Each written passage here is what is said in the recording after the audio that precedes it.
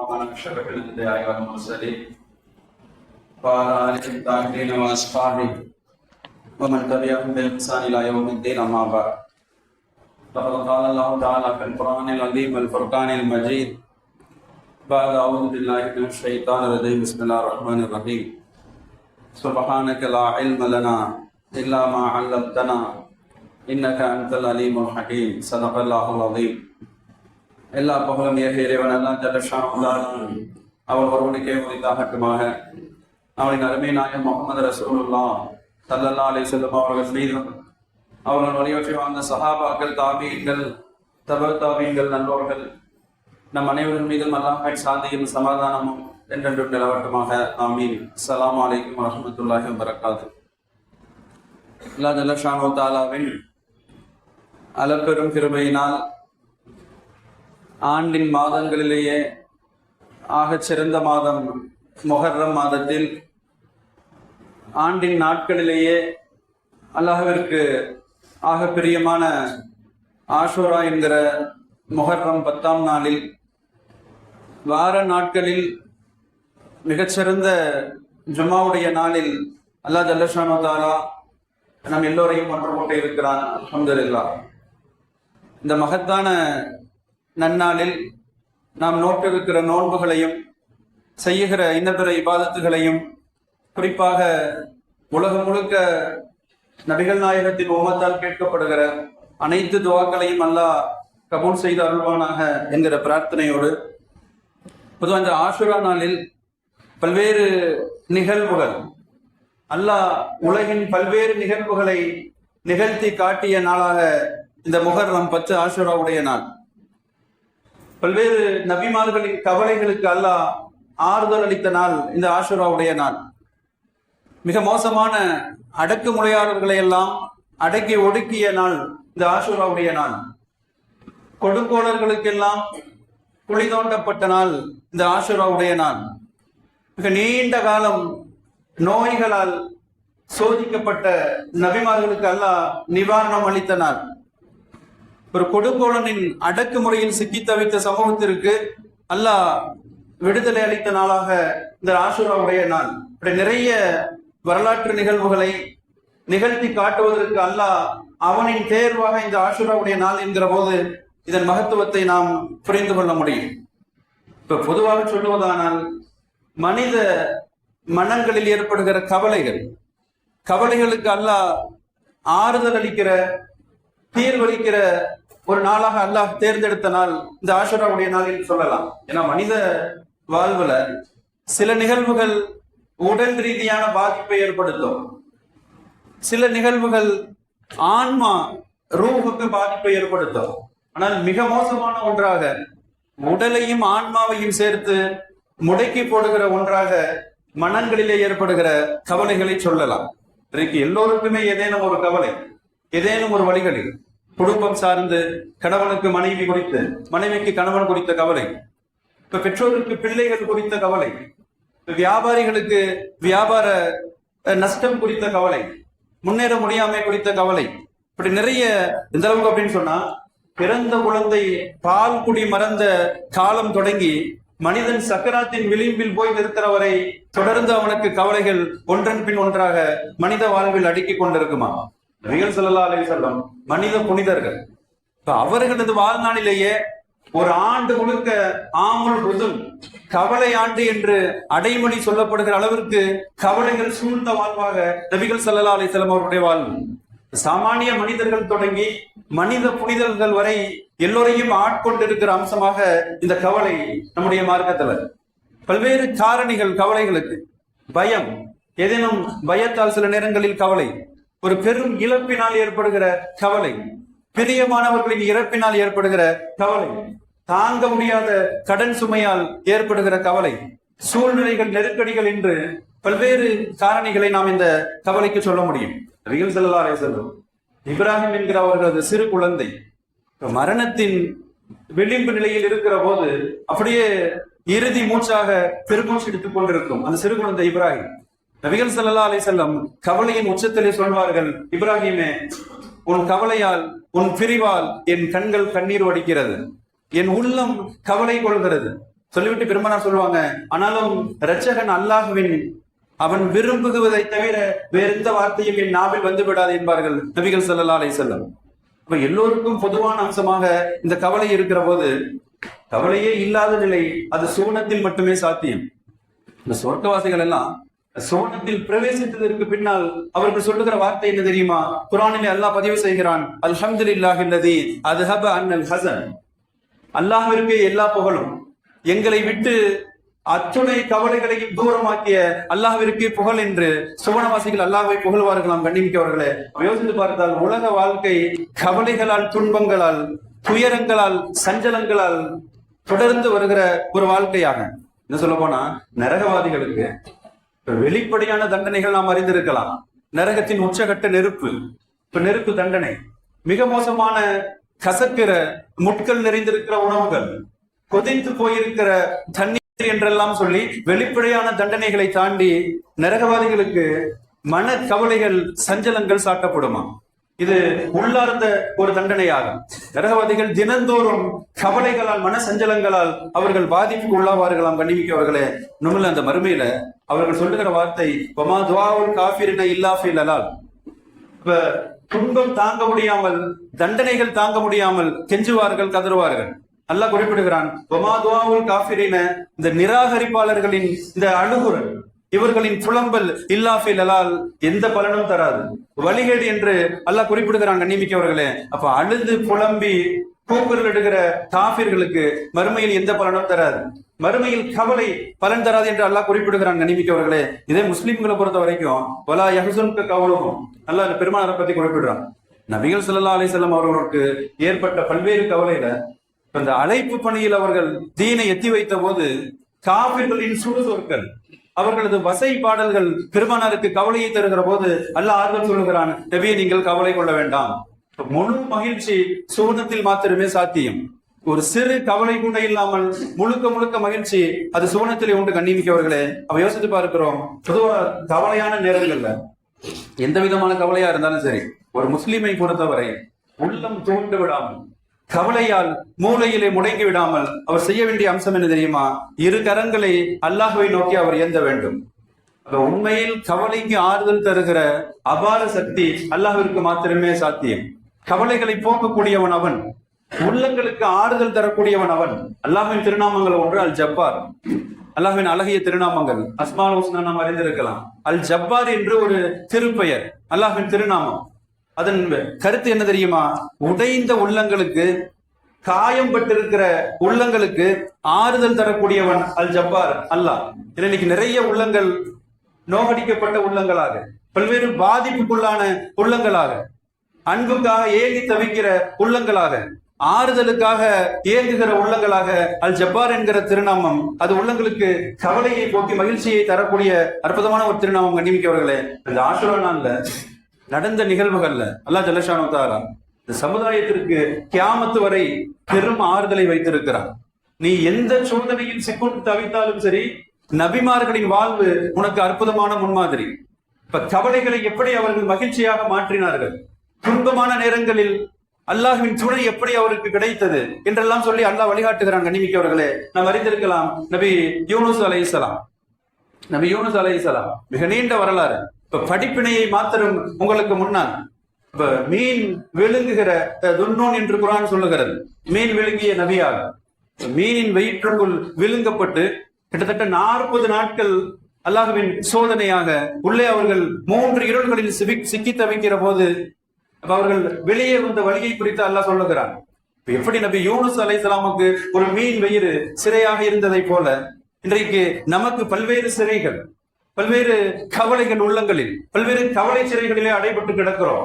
அப்ப குர்ஆன் நமக்கு வழிகாட்டுகிறது. இப்ப மீன் வயிற்றில் சிக்கிய யூனுஸ் நபி மிக கொடுமையான நோயினால் மிக நீண்ட காலம் சோதிக்கப்பட்ட நபி அய்யூப் அலைஹிஸ்ஸலாம், மகனை பிரிந்து மிக நீண்ட காலம் ஏங்கி தவித்து மனவேதனைக்கு உள்ளான நபி யாக்கூப் அலைஹிஸ்ஸலாம், மலையை மிஞ்சுகிற அளவிற்கு பிரம்மாண்டமான நெருப்பு குன்றம் மூட்டப்பட்டு அதில் தூக்கி எறியப்பட்ட நபி இப்ராஹிம் அலைஹிஸ்ஸலாம், நைல் நதியில் இருந்தும் கொடுங்கோலன் ஃபிரௌனிடம் இருந்தும் தப்பி பிழைத்த நபி மூசா அலைஹிஸ்ஸலாம். இப்படி பல்வேறு நிகழ்வுகள் அல்லாஹ் நபிமார்களுக்கு வெற்றி அளித்த துன்பத்தில் இருந்து அவர்களை வெளிக்கொண்டு வந்த நாளாக இந்த ஆஷுராவுடைய நாளை பார்க்கிறோம். மன்னிக்க அவர்களே, இப்ப நம்ம யூனுஸ் அலைஹிஸ்ஸலாம் மீன் வயிற்றுல சிக்கி தவித்த போது அந்த வசனம் இப்படி வருகிறது.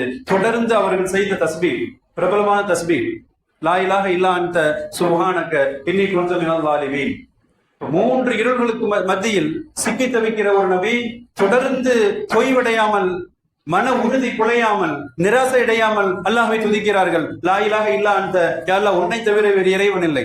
சுப்ஹானக, நீ குறைகள் இல்லாமல் நிறைவானவன், பரிசுத்தமானவன். இன்னி குன்து மினல் ஸாலிமீன், நான் அநியாயக்காரர்களில் ஒருவன். செய்த தவறை ஒப்புக்கொண்டு அல்லாஹ்விடத்திலே தௌபா செய்கிறார்கள். பதில் வருகிறது, ஃபஸ்தஜப்னா லஹு, அல்லாஹ் குறிப்பிடுகிறான், நான் அவரின் அழைப்புக்கு பதில் தந்தேன். இப்ப நெருக்கடிகளில் சிக்கி அவர்கள் அல்லாஹ்வே கெதி என்று அழைக்கிற போது அல்லாஹ் சொல்லுகிறான், நான் பதில் தந்தேன். துன்பத்தில் இருந்து அவருக்கு ஈடேற்றம் அளித்தோம் அல்லாஹ் குறிப்பிடுகிறான். இது அந்த நபிக்கு மட்டும் குறிப்பானதல்ல. அடுத்த வசனம் இப்படி வருகிறது, கதாலிக்க நுஞ்சில் மோமினின், அல்லாஹ் ஒருவன் என்று ஈமான் கொண்டு வாழ்கிற மோமின்கள் எல்லோருக்கும் நாம் ஈடேற்றம் தருவோம் என்று அல்லாஹ் குறிப்பிடுகிறான். இப்ப நமக்கு மிகப்பெரிய ஆறுதல். பல்வேறு வலைகளில் சிக்கி தவிக்கிற நாம், துன்பங்கள் துயரங்களில் துவண்டு கொண்டிருக்கிற நாம், நீண்ட கால நோய்களில் நோய்வாய்ப்பட்டிருக்கிற நாம், நிராசை அடையாமல் தொடர்ந்து அல்லாஹ்விடத்திலே கையேந்துகிற போது அல்லாஹ்வின் வாக்குறுதி உண்டு, மோமீன்களை ஈரேற்றம் பெறச் செய்வோம் என்று பார்க்கிறோம். மன்னிக்கவர்களே, நபிகள் ஸல்லல்லாஹு அலைஹி வஸல்லம் வாழ்க்கையில் மன நெருக்கடி, இன்னைக்கு நிறைய நெருக்கடிகளை சந்திக்கிறோம். அரசாங்க ரீதியாக, பல்வேறு தொழில்கள் ரீதியாக, பல்வேறு அண்டை வீடு குழந்தைகள் மூலமாக இப்ப நெருக்கடிகளுக்கு கஷ்டங்களுக்கு உள்ளாகிற போது நபிகள் ஸல்லல்லாஹு அலைஹி வஸல்லம் அவர்களின் திருவாய் மொழிந்த வார்த்தை என்ன தெரியுமா? பெருமானார் சொல்லுவாங்க ஸல்லல்லாஹு அலைஹி வஸல்லம், லா இலாஹ இல்லல்லாஹுல் அலீமுல் ஹலீம். இது தஸ்பீஹுடைய வார்த்தைகள்.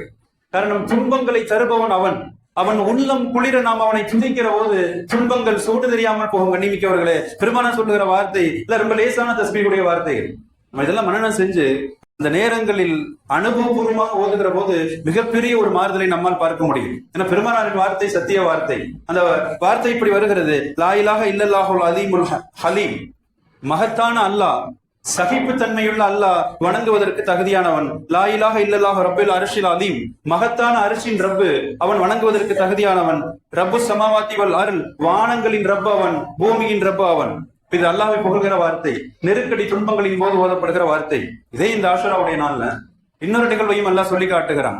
ஒரு நபிக்கு, நபி அய்யூப் அலைஹிஸ்ஸலாம், நீண்ட கால நோய். நம்ம எல்லாம் சில மாத நோயினாலே படுத்த படுக்கைன்னு சொல்லிடுவோம், மனம் தளர்ந்து விடுவோம். இப்ப நம் மருத்துவர்கள் கைவிட்டு விட்டார்கள் என்று சொன்னால் நம்மளும் முடிவு கைவிட்டுருவோம், ஒண்ணும் பண்ண முடியாது அப்படின்னு சொல்லிட்டு. இப்ப நபி அய்யூப் அலைஹிஸ்ஸலாம் மிக நீண்ட பல நெடுங்கால நோய். அவருக்கு சொன்ன வார்த்தை என்ன தெரியுமா? துன்பங்கள் துயரங்களின் போது நபிமார்களை பொறுத்தவரை அணுவளவு கூட அல்லாஹ்வின் மீது அதிருப்தி இருக்காது. அல்லாஹ் என்னை இப்படி சோதிக்கிறானே, வார்த்தை வராது. அல்லாஹ் என்னை இவ்வளவு சிரமப்படுத்துகிறானே, வார்த்தை வராது. சிந்தனையில் கூட நபிமார்களுக்கு வராது. அவர்கள் சொன்ன வார்த்தை குர்ஆன் பதிவு செய்கிறது, ரப்பி என் ரட்சகனே, இன்னி மஸ்ஸனியல், என்னை ஒரு துன்பம் தீண்டி இருக்கிறது, எனக்கு ஒரு துன்பம் ஏற்பட்டிருக்கிறது. அந்த அர்ஹமுர் ராஹிமீன், நீ கருணையாளர்களை எல்லாம் மிகைத்த கருணையாளர், உன் கருணை எனக்கு வேண்டும். உன்புறம் இருந்து எனக்கு சோதனையாக நோய் வந்திருக்கிறது, நீ பெரும் கருணையாளன், உனது தயவு எனக்கு தேவை என்று கேட்பார்கள். இப்ப அடுத்து அல்லாஹ் பதில் சொல்லுவான், ஃபஸ்தஜப்னா லஹு. அதே வார்த்தை யூனுஸ் அலைஹிஸ்ஸலாம் சொன்ன அதே வார்த்தை, ஃபஸ்தஜப்னா லஹு, நாம் அவருக்கு பதில் தந்தோம். ஃபகஷஃப்னா மா பிஹி மின் லுர், ஏற்பட்ட துன்பத்தில் இருந்து விடுதலை தந்தோம் அல்லாஹ் குறிப்பிடுகிறான். பெரும் நோயில் சிக்கி தவித்த நபி அய்யூப் அலைஹிஸ்ஸலாமை நோயிலிருந்து நாம் வெளிக்கொண்டு வந்தோம் என்று அல்லாஹ் குறிப்பிடுகிறான். கண்ணிமிக்கவர்களே, யோசித்து பார்க்க வேண்டும். நோய்களால் நாம் மனம் உடல தேவையில்லை. மிக ஆபத்தான நோய்கள், உயிர்கொல்லி நோய்கள், உயிருக்கு உத்தரவில்லாத நோய்கள் வருகிற போது கூட நம்பிக்கை தளராமல் மருத்துவர்கள் கைவிட்ட நிலையில் கூட நபிமார்களின் வழிகாட்டுதலாக நாம் தொடர்ந்து திறமேந்துகிற போது அல்லாஹ் ஷிஃபாவை தரக்கூடிய நம்பிக்கையவர்களே, இது நபிகள் ஸல்லல்லாஹு அலைஹி வஸல்லம் ஒரு பிரச்சனைகள் வருகிற போது, வாழ்வில் கஷ்டங்கள் வருகிற போது அவர்கள் சொல்லுகிற வார்த்தை ஹதீஸ்லே வருகிறது, அல்லாஹும்ம லா சஹல இல்லா மா ஜஅல்தஹு சஹலா. யா அல்லாஹ், நீ எதை இலகுவாக்குகிறாயோ அது மட்டுமே இலகுவானது. அல்லாஹ் ஒன்றை லேசாக்கினாதான் அது லேசா இருக்க முடியும். சொல்லிட்டு சொல்லுவாங்க, வஅன்த தஜஅலுல் ஹுஸ்ன சஹலா, யா அல்லாஹ், பெரும் கவலைகளை கூட நீ இலகுவாக்கி விடுகிறாய், கடின பூமியை கூட நீ மென்மையாக்குகிறாய், என் உள்ளத்து கவலையை போக்கித்தாய் என்று பெருமானாரின் துஆக்களை பார்க்கிறோம். நம்பிக்கையவர்களே, அதே வரிசையில இதே ஆஷுராவுடைய நாள்ல நபி யூசுப் அலைஹிஸ்ஸலாம் அவருடைய வரலாறு வருகிறது. அடுத்தடுத்து அல்லாஹ் வசனங்களிலே நமக்கு ஆறுதல் சொல்லி தருகிறான். நம்பிக்கையவர்களே, நபி யாக்கூப் அலைஹிஸ்ஸலாம் தந்தை மகனை பிரிந்து மிக நீண்ட காலம் அவர்களது நிகழ்ச்சியை அல்லாஹ் குறிப்பிடுகிறான். வபியல்ல தைனா மினல் ஹுஸ்ன், மகனை பிரிந்த கவலையில அழுது அழுது கண் பார்வை பறிபோய் கண்கள் எல்லாம் வெள்ளையாக அப்படியே பஞ்சு போன்று பூத்து விட்டது என்று அல்லாஹ் குறிப்பிடுகிறான். உச்சகட்ட கவலை. ஏதோ பாசத்துல அழுது அழுகை அல்ல. விளக்க உரையிலே சொல்லி தருகிறார்கள், தன்னை விட்டு பிரிந்த மகன் அவன் தீனில் இருக்கிறாரா இல்லையா என்கிற கவலையா, மகனை குறித்த கவலை.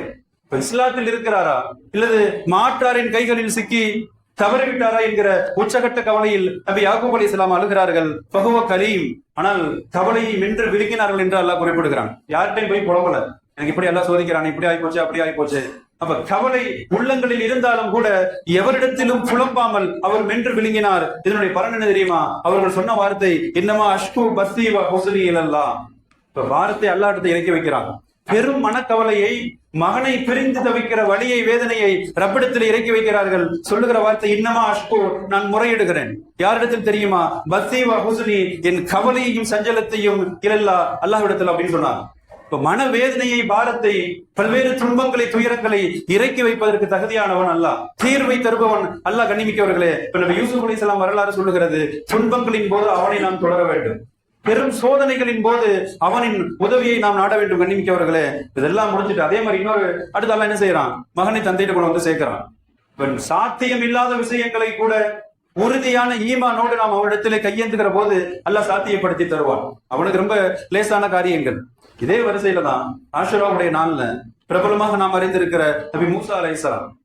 இந்த படிப்பினைக்குரிய மிக சுருக்கமான விஷயம் என்னன்னு சொன்னா, இப்ப இரவோடு இரவாக நபி மூசா அலைஹிஸ்ஸலாம் தன் பனு இஸ்ராயலை அழைத்து கொண்டு போவாங்க, ஊரை விட்டு தப்பி போவதற்காக, ஃபிரௌனின் கொடுமையிலிருந்து தப்புவதற்காக. இவங்க தப்பி போற செய்தி ஃபிரௌனுக்கு கிட்டும். லட்சக்கணக்கான பெரும் படையோடு இன்றைக்கு அவர்கள் கதையை முடிக்கிறேன் என்று சொல்லி பின்னாலே தொடர்ந்து வருவான் ஃபிரௌன். முன்னாலே நைல் நதி ஆர்ப்பரித்து ஓடிக்கொண்டிருக்கும், பின்னாலே ஃபிரௌனின் லட்சக்கணக்கான படைகள். இரண்டுக்கு மத்தியில் சிக்கி தவிக்கிற நபி மூசா அலைஹிஸ்ஸலாமுடைய கூட்டம் வெளிப்படை சூழ்நிலையை பார்த்து சொல்லுவாங்கன்னா, இன்னால முதறப்போன் மூசா, இப்படி எங்களை வசமா மாட்டி விட்டீங்களே. ஏன்னா அவர்கள் பலவீனமானவர்கள். அப்ப இந்த நெருக்கடி நேரத்தில் அவர்கள் வெளியே காணுகிற காட்சியை வைத்து சொல்லுகிறார்கள், இப்படி எங்களை சிக்கி தவிக்க விட்டு விட்டீர்களே, இப்படி நாங்க வசமா மாட்டிக்கிட்டோமே. ஆனால் நபி மூசா அலைஹிஸ்ஸலாம் அல்லாஹ்வின் சக்தியின் மீது நம்பிக்கை கொண்டவர்கள், அல்லாஹ்வின் ஆற்றலை உறுதியாக நம்பக்கூடிய நபி மூசா அலைஹிஸ்ஸலாம் சொன்ன வார்த்தை குர்ஆனிலே வருகிறது, கல்லா இன்ன மஅய ரப்பி. நீங்கள் நினைக்கிற மாதிரிலாம் இல்ல. ஏன்னா கிளம்ப சொன்னவன் அல்லாஹ். இரவோடு இரவாக கிளம்புங்கள் என்கிற உத்தரவு அல்லாஹ்விடம் இருந்து, கல்லா, நீங்கள் அஞ்சுவது போலல்ல, நீங்கள் நினைப்பது போல் நாம் சிக்கி தவிக்க போவதில்லை, இன்ன மஅய ரப்பி, நிச்சயமாக என்னோடு என் ரப் இருக்கிறான். இவ்வளவு ஒரு பெரும் ஆபத்தில், நெருக்கடியான நேரத்தில் ஒரு முஸ்லிமின் உள்ளத்திலும் நாவிலும் வர வேண்டிய வார்த்தை, என்னோட ரப் இருக்கிறான். நபி மூசா அலைஹிஸ்ஸலாம் சொன்னாங்க, இன்ன மஅய ரப்பி. அடுத்த நடந்த நிகழ்ச்சி நமக்கு தெரியும். அல்லாஹ் அற்புதமாக கைத்தடியை வைத்து நதியை அடிக்க சொல்லி 12 பாதைகளாக பிளவு ஏற்படுத்தி தரையில் நடப்பதை போல கடலில் அல்லாஹ் நடக்க வைத்தான். இப்ப அல்லாஹ்விற்கு சாத்தியம். நடந்தேறிய நாள் ஆஷுராவுடைய நாள். கண்ணிமிக்கவர்களே, அவ யோசித்து பார்க்கிறோம், எல்லாவித பிரச்சனைகளுக்கும் தீர்வை அல்லாஹ் அவனிடத்தில் நாம் கையேந்துவதில் வைத்திருக்கிறான். அவன் பக்கம் நாம் முன்னோக்குவதில் வைத்திருக்கிறான்.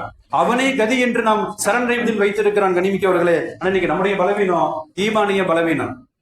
அல்லாஹ் மேல உறுதியான ஈமான் இல்ல, யகீன் ஈமானிய உறுதியில் உள்ள பலவீனம். அல்லாஹ்விற்கும் நமக்கும் இடையிலான தொடர்பில் இருக்கிற பலவீனம். தொழுக கூட நம்ம பலவீனமா தான் இருக்கிறோம். இப்ப நாளுக்கு 5 முறை வந்து சஜிதா கூட செய்யறது இல்ல. அப்ப நமக்கும் அவனுக்குமான உறவுகளில் பலவீனம், துவா கேட்பதில் பலவீனம். இவ்வளவு பலவீனங்களை வைத்துக் கொண்டு நாம் எப்படி எதிரிகளை சமாளிக்க முடியும்? கனிமிக்கவர்களே, அல்லாஹ் வசனத்திலே அற்புதமாக ஆறுதல் சொல்லுகிறான். அம்மை யுஜீபுல் முல்தர்ர இதா தஆ. அல்லாஹ் நமக்கு ஆறுதல் சொல்லுகிறான். சிரமங்களில் சிக்கி தவித்து துன்பங்களில் துடிதுடித்துக் கொண்டிருக்கிற நபர், அப்ப அவனை அழைத்தால், அல்லாஹ்வை அவனை கதி என்று அழைத்தால், பதில் தருபவன் யார் என்று அல்லாஹ் கேட்கிறான். நான் பதில் தருகிறேன் என்று சொல்லுகிறான். நீ எத்துணை நெருக்கடியில் சிக்கி தவிக்கிற போதும் சரி, உலகமே உன்னை கைவிட்டாலும் சரி, இப்ப நான் கதி என்று நீ கேட்கிற போது உனக்கு பதில் தருபவன் நான் என்று சொல்லிவிட்டு துன்பத்தை போக்குவன் நான் என்று அல்லாஹ் சொல்லுகிறான். கண்ணிமிக்கவர்களே, யோசித்து பார்க்கிறோம், நம்முடைய துஆக்களும் கூட அந்த வழிமுறைகளோடு கேட்கப்பட வேண்டும். துவா பணிவோடு கேட்கப்பட வேண்டும். துவாக்கள் இயலாமையை வெளிப்படுத்துகிற துவாக்களாக இருக்க வேண்டும். இப்ப அந்த நிலையில துவா இருந்தா அல்லாஹ்விடத்திலே பதில் நிச்சயம் உண்டு. கண்ணிமிக்கவர்களே, எந்த அளவுக்கு அப்படி நபி மூசா அலைஹிஸ்ஸலாம் போய்கிட்டு இருக்கிறாங்க. அப்போ ஒரு மனிதர் அல்லாஹ்ட்ட துவா கேட்டுக்கிட்டு இருக்கிறார்.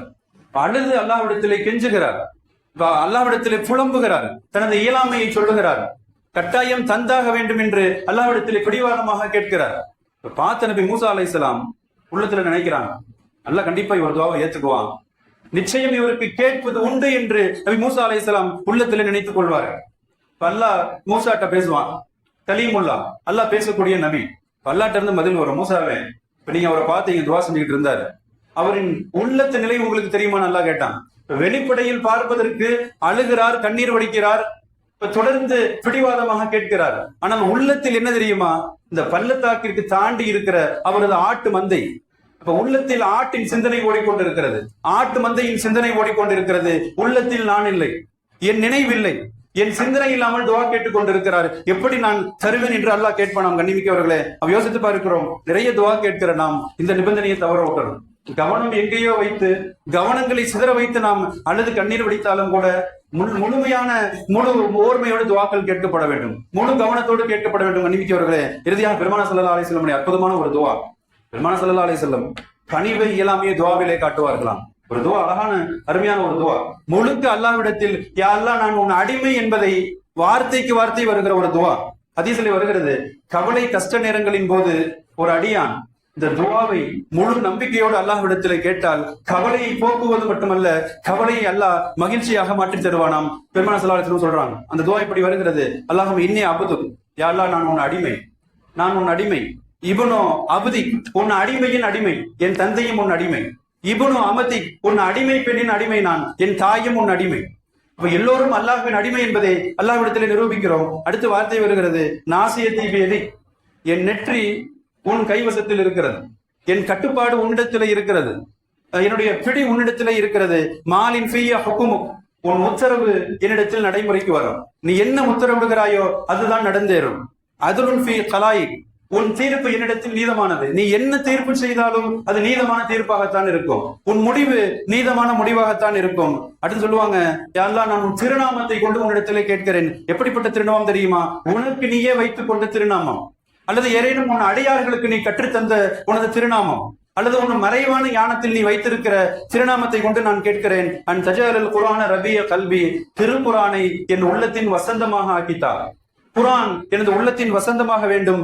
நூற பசரி, என் பார்வையின் ஒளியாக வேண்டும். அடுத்த முக்கியமான வார்த்தை பெருமானா சொல்றாங்க, ஜலா ஹுஸ்னி, என் கவலையை போக்குவதாக உன் திருநாமம் இருக்க வேண்டும், என் கவலையை போக்கிவிடு. வதஹாப ஹம்மி, என் துன்பங்களை துடைத்து விடு. பெருமானா ஸல்லல்லாஹு அலைஹி வஸல்லம் சொல்றாங்க, இந்த துஆவை யார் அரபிலேயோ தெரியாவிட்டால் தமிழிலேயோ கேட்கிறார்களோ கவலைகள் எல்லாம் காணாமல் போகும். அல்லாஹ் ஜல்ல ஷானஹு தஆலா கவலைகளை போக்கி பெரும் மகிழ்ச்சியை தருவான் என்கிறார்கள் நபிகள் ஸல்லல்லாஹு அலைஹி வஸல்லம் அவர்கள். கண்ணியமிக்கவர்களே, இந்த சொன்னே சஹாபாக்கள் கேட்பாங்க, யா ரசூலல்லாஹ் இந்த துஆவை நாங்கள் கற்றுக்கொள்ளலாமா? பெருமானார் சொன்ன, அவசியம் கற்றுக்கொள்ளுங்கள். யார் கேட்கிறார்களோ அவர்களுக்கும் கற்றுக் கொடுங்கள். பெரும் நிவாரணங்களை கையிலே வைத்திருக்கிறோம், பெரும் அருட்கொடைகளை வைத்திருக்கிறோம், ஆனால் மதிப்பு தெரியாமல் இருக்கிறோம். அன்னிமிக்கவர்களே, அல்லாஹ் ஜல்ல ஷானஹு தஆலா இந்த மகத்தான நாளில் நம்முடைய துஆக்களை அல்லாஹ் அங்கீகரிப்பானாக. இந்த சமுதாயத்தின் சிரமங்கள் கவலைகள் எல்லாம் அல்லாஹ் போக்கி அருள்வானாக. நமது தனிப்பட்ட தேவைகளையும் சரி, சமுதாயம் சார்ந்த தேவைகளையும் எல்லாம் நிறைவேற்றி தந்தருள்வானாக. இந்த பிறந்திருக்கிற புத்தாண்டை அல்லாஹ் இஸ்லாமிய சமுதாயத்திற்கு ஈடேற்றமான ஆண்டாக ஆக்கி வைப்பானாக. இம்மை மறுமையை ஈடேற்றத்திற்கு காரணமாக ஆக்கி வைப்பானாக. எல்லா விதமான சோதனைகள் துன்பங்களில் இருந்து அல்லாஹ் விடுதலை அளிக்கக்கூடிய ஆண்டாக ஆக்கி வைப்பானாக. முழுக்க மகிழ்ச்சி நிறைந்த பாதுகாப்பான ஆண்டாக ஆக்கி வைப்பானாக. வாஹிர் தஅவானா அல்ஹம்துலில்லாஹி ரப்பில் ஆலமீன்.